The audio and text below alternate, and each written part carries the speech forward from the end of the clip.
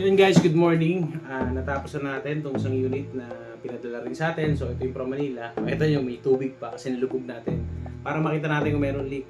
At yun, naayos na natin. So naging problema is ito. Yan. Naputol na yung parang pinaka-ring nung inlet valve niya. So yun yung may thread. Dito sa kargahan ng CO2 pistol.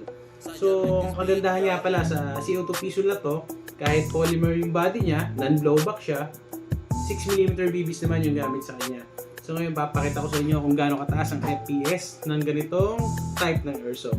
So check natin.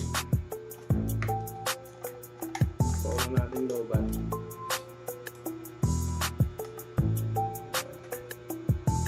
So 0 muna tayo. Firing.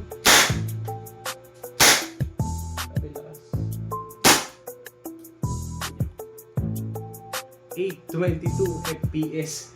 Grabe, isa pa. Nalobat tayo, lobat. Ulit natin. Patay ng bala. Nakatuwa, grabe yung lakas niya.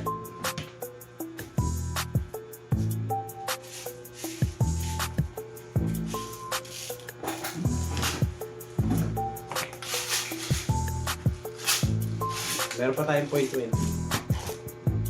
Kanina ko pa ito ginagamit ha, kumbaga hindi na 100% punong-puno yung CO2 cartridge niya, nabawasan na. So habang nababawasan yung laman ng CO2, medyo bumababa yung FPS. Pero grabe sa nakita nyo yung FPS, hindi biro yun sa ganitong type ng pistol. So test fire ulit natin. Check natin. Ayan. 0, firing. Sira yung sensor ng roll natin, grabe. Saba. Saka na pupunta.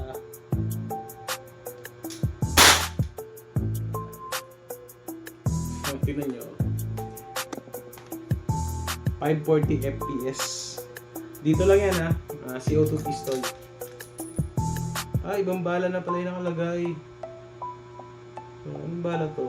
0.43 yung pang sniper natin. Try natin ulit yung 0.43.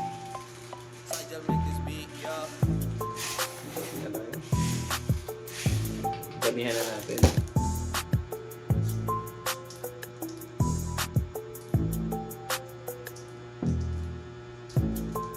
Sisira yung chrono natin, tinatamaan yung sensor.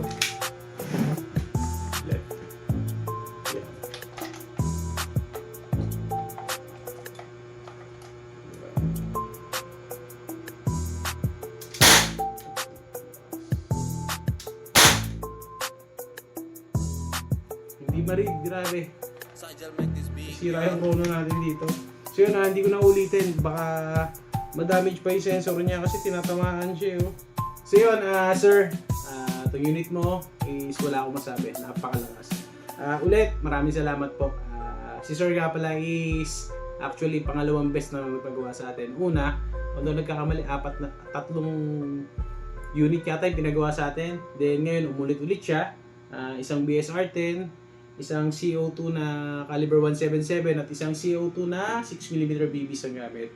So yun, grabe, napakalakas sir. Kita nyo naman yung FPS. So yun, ulit, sa mga gusto magpa-repair, magpa-upgrade, message lang po kayo sa page anytime. Then, pag-usapan po natin yan. The next day. Ayan, yun ang blowback.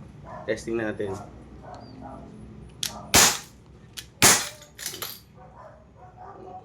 Isang tama lang sa bote ng beer. Gamit natin is plastic BBs.